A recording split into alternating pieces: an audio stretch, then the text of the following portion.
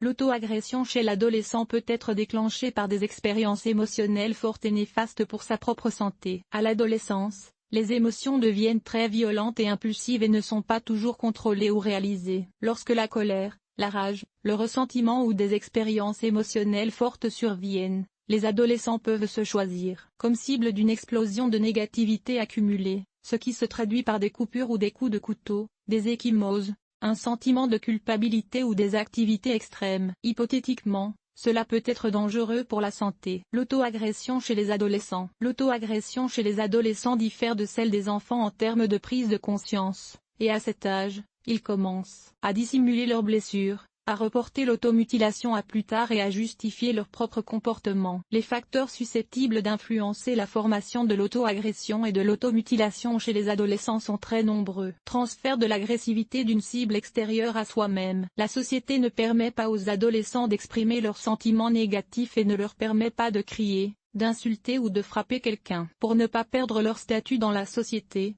mais pour trouver un exutoire à leurs sentiments, les adolescents se transforment en cible de l'agression. Le stress mental augmente constamment. Par exemple, les adolescents se coupent les mains ou font de nouveaux trous sur certaines parties de leur corps pour tenter d'échapper à leurs lourdes préoccupations. La non-acceptation de leur corps les conduit souvent à s'automutiler de certaines manières, en refusant de manger, en s'entraînant intensément ou en essayant de se parer de piercings ou de tatouages. Relation étroite inadéquate avec les proches. L'automutilation survient souvent chez les adolescents qui ont grandi dans des foyers autoritaires ou libéraux. Dans le premier cas, l'enfant ne se sent pas aimé en raison de reproches constants, d'ossements de voix pas toujours justifiés et d'un contrôle omniprésent.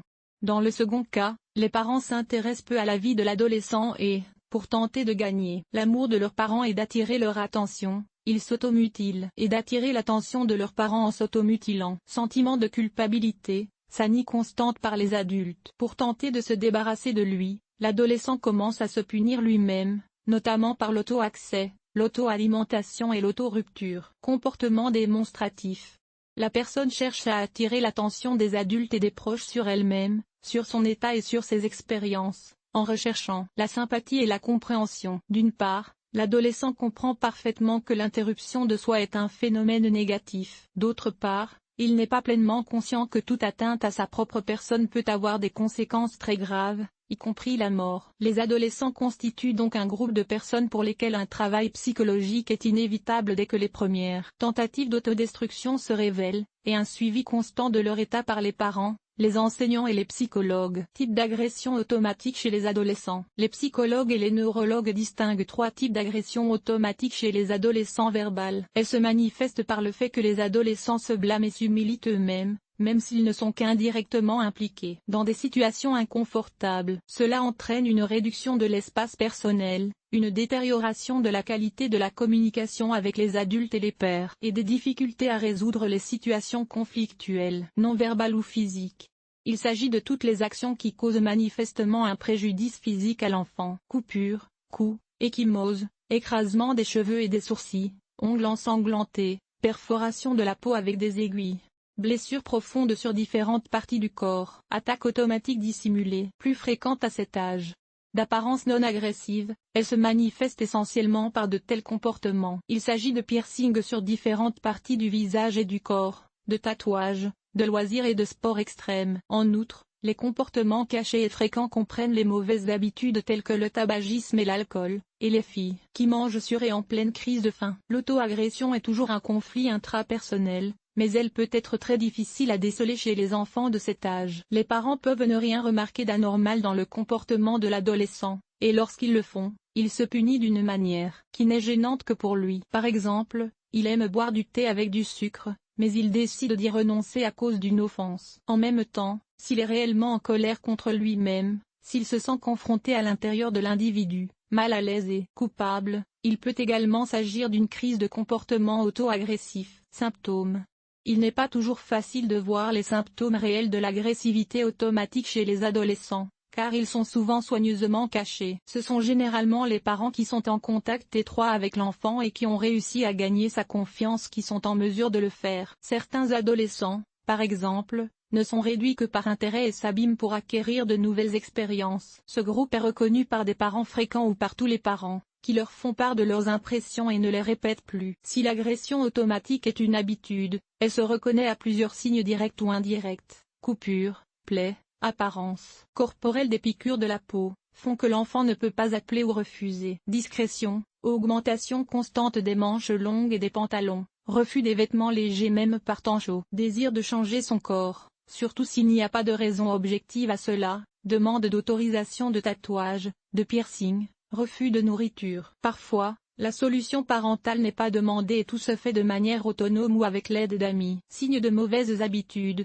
odeur de cigarettes et d'alcool, non-respect des règles de comportement, détection aléatoire de produits du tabac chez les enfants. La passion soudaine de l'adolescent pour les sports extrêmes et les cours. Si l'un de ces symptômes apparaît, vous devez parler calmement avec l'adolescent et, si vous soupçonnez une agression automatique, le montrer à un psychologue ou à un neurologue pour qu'il corrige son comportement en temps utile. Un tel comportement est dangereux. Le principal danger réside dans le fait que l'adolescent lui-même ne reconnaît pas les limites de son comportement. Souvent, il ne se doute pas que son comportement peut entraîner de graves problèmes de santé ou la mort. Parfois, les coupures sont trop profondes et il n'y avait personne à proximité pour corriger la situation. En particulier dans le cas des tatouages et des piercings, les attaques automatiques cachées peuvent entraîner des maladies graves. Dans le sang, par exemple l'hépatite. Cela se produit lorsque l'opération n'est pas effectuée par des professionnels, mais par des organisations ou des associés clandestins. Dans ce cas, il n'y a pas de désinfection nécessaire et les normes et règles d'hygiène ne sont pas respectées. L'auto-agression des adolescents conduit souvent à de graves troubles de la personnalité si les parents n'ont pas pris soin de contacter un professionnel à temps. À l'âge de la maturité,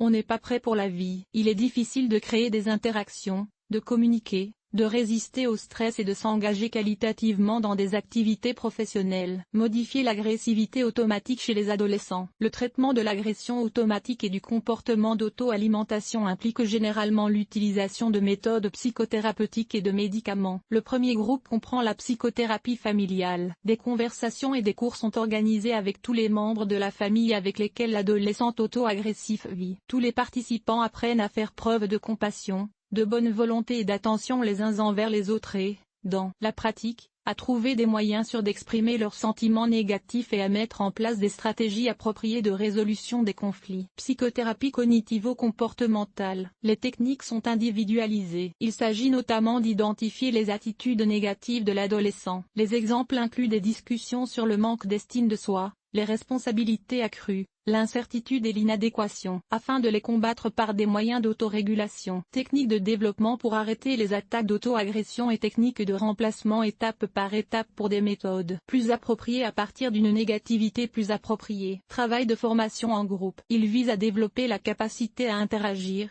à résoudre les conflits et à respecter les points de vue des autres. En observant les réactions des autres participants, l'adolescent commence à prendre conscience de son importance et détermine de manière autonome ses qualités personnelles positives et négatives. Le deuxième groupe comprend plusieurs types de médicaments, les antipsychotiques, les antidépresseurs et les tranquillisants. Ils sont prescrits par des psychiatres ou des psychothérapeutes dans les cas graves, lorsque l'adolescent nuit gravement à sa santé. Prévention des zones automatiques de la puberté. Pour prévenir l'apparition de comportements d'auto-alimentation et d'agressivité automatique chez les adolescents, la présence d'une relation chaleureuse avec le cercle familial est nécessaire. S'il sait qu'il sera accepté, compris et soutenu dans n'importe quelle situation, il n'aura probablement pas de raison d'adopter un comportement d'agression automatique. Une bonne prévention de ce comportement implique également d'enseigner aux enfants, dès leur plus jeune âge, une interaction appropriée avec les membres de la société, des stratégies positives pour sortir des situations de conflit, des méthodes de confrontation et la projection de la négativité dans une direction sûre. L'emploi de l'enfant joue un rôle majeur dans la prévention de l'agression automatique. S'il participe à des cercles,